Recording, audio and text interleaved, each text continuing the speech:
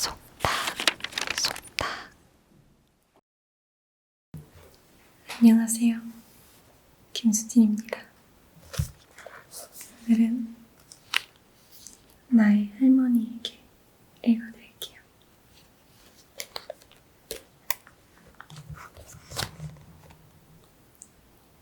할머니가 브리니엘 씨를 알게 된 것은 그런 식의 날들이 쌓여 프랑스에 온 지 어느새 2년쯤 되었을 때였다. 브리니엘 씨는 우리 아파트 1층에 사는 주민이었지만 그때까지 우리와 마주칠 일이 거의 없었다.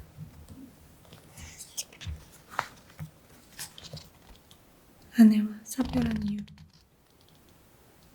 파리의 집을 비워둔 채 보르도 지방에 있는 별장에서 주로 생활을 했기 때문이라는 사실을 나에게 알려준 사람은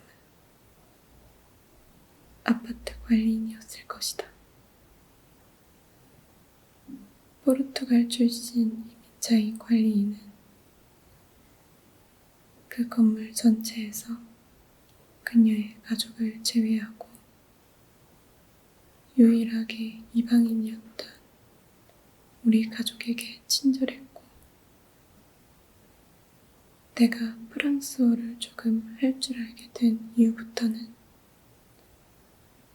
한국의 친구들로부터 받은 소포를 찾으러 갈 때마다 동네 사람들에 대한 이야기를 즐겨 들려주었다. 소포가 도착해 있다는 쪽지를 들고 관리인의 집 초인종을 누르면 천천히 문을 열어주던 셀리나 부인의 얼굴. 무표정할 땐 엄격해 보이지만 입을 여는 순간 눈빛이 상냥해지던, 집에서 스파크가 일며 정전이 났을 때 부족한 언어로 애들러 표현하느라 턱없이 길어진 나의 설명을 끊지 않고 다 듣더니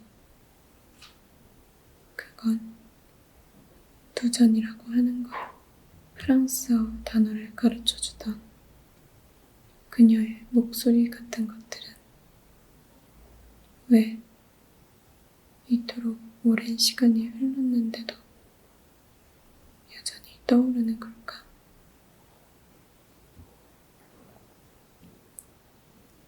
이쯤에서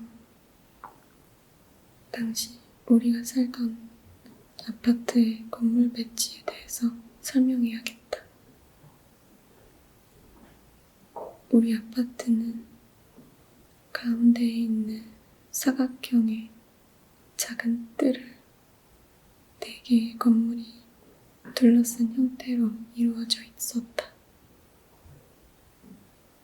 우리가 살던 집은 대로에서 가장 안쪽에 있는 건물이었기 때문에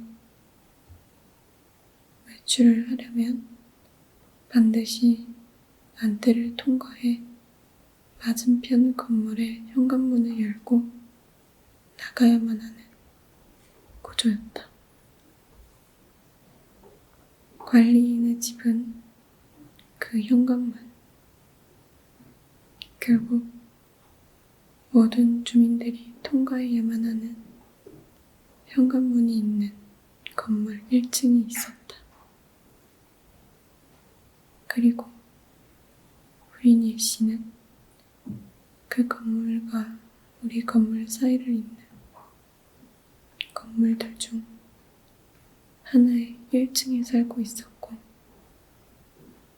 내가 이렇게 아파트의 건물 배치에 대해서 설명하는 이유는 우리 할머니가 그해 봄의 초입 브리니엘 씨 집 앞을 지나게 된 것이 필연적이라는 이야기를 하기 위해서다. 집에만 있는 것이 답답해져 동네를 산책하려던 할머니는 안뜰로 나서다가 발걸음을 멈췄다. 어디선가 피아노 소리가 들려오고 있었다. 훌륭한 실력이었는데 그것은 아주 가까운 곳에서 들렸다.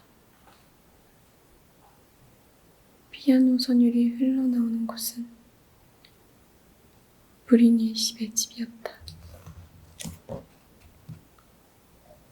활짝 열어놓은 창 너머로 백발의 남자가 피아노 앞에 앉아 등을 구부린 채 연주하는 모습이 보였다. 사랑의 꿈 A 플랫 장조 64번. 아, 이것은 리스트야. 공명을 떠올리자 그 곡을 처음으로 쳐봤던 날이 그날의 기억이 갑자기 할머니의 머릿속에 떠올랐다. 고등학교 음악실에 있던 검은색의 야마하 피아노, 그리고 그와 동시에 건반 위에 손가락을 올렸을 때의 감촉이 순식간에 할머니의 몸속에서 되살아났다. 그것은 감전이 된 것처럼 놀랍고 갑작스러운 일이었다. 그래서 할머니는 그렇게 그 자리에서 연주가 끝날 때까지 창밖, 제라늄 화분 3개가 창틀에 놓여있는 브리니에 씨의 응접실 창밖에 서 있었다. 할머니를 발견한 브리니에 씨가 창가로 다가와 봉주르 하고 인사를 건넬 때까지.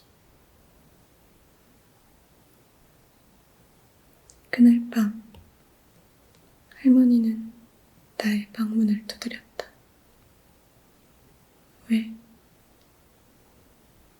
어느새 방문을 걸어 잠그고 혼자 있는 시간이 중요해진 내가 문틈 사이로 머리만 내밀고 할머니에게 물었다.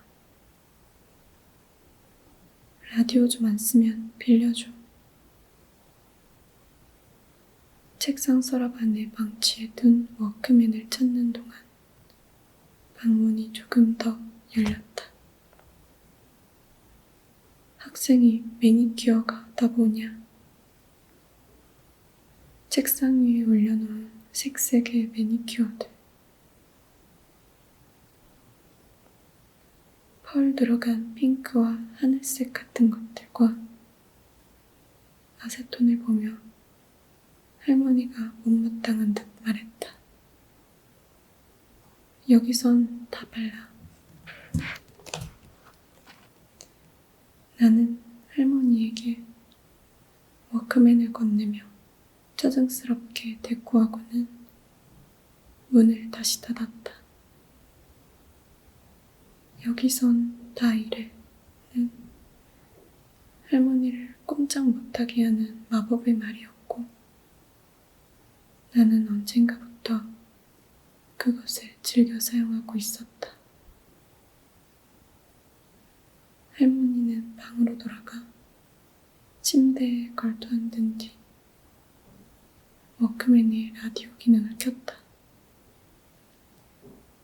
그리고 인내심을 발휘하여 주파수를 한참 맞춘 끝에 클래식 음악만을 전문으로 들려주는 채널을 찾아냈다. 음악과 음악 사이에 흐르는 DJ 멘트는 하나도 알아들을 수 없었지만 음악을 듣는 데는 아무런 지장이 없었다. 누구도 깨지 않게 음량을 최소로 한 채 라디오에 귀를 대고 잠을 청하자 잊어버렸던 기억들이 밀물처럼 할머니의 침대를 덮쳤다. 피아노를 연습하기 위해 방과후에 남아있던 음악실 낡은 마룻바닥의 삐걱거림, 장작을 넣는 난로 위 구릿빛 주전자, 물이 끓으면서 나던 주전자 뚜껑의 달그락 소리와 한없이 조용했던 그 음악실 창밖, 상록수 위로 쏟아지던 석양의 황금빛. 다음 날 할머니는 산책을 하고 돌아오는 길에 저 멀리에서 바게트를 싸가지고 집으로 돌아가는 듯한 브리니의 씨를 발견했고 며칠 후에는 신문 가판대 앞에 서 있는 브리니의 씨의 뒷모습을 보았다. 한가한 노인들의 동선이라는 게 거기서 거기인 모양이야. 할머니는 속으로 생각했다. 예전에도 브리니의 씨와 마주치는 일이 있었겠지만 브리니의 씨의 존재를 주목할 이유가 없었을 것이다. 하지만 이제 브리니의 씨는 어디서든 눈에 띄었다. 할머니는 브리니의 씨를 볼 때마다 피아노 앞에 앉아있던 그의 옆모습을 떠올렸고 안뜰을 지날 때면 피아노의 선율이 들려오지 않을까 기대하며 브리니의 씨의 창가 앞에 멈춰섰다.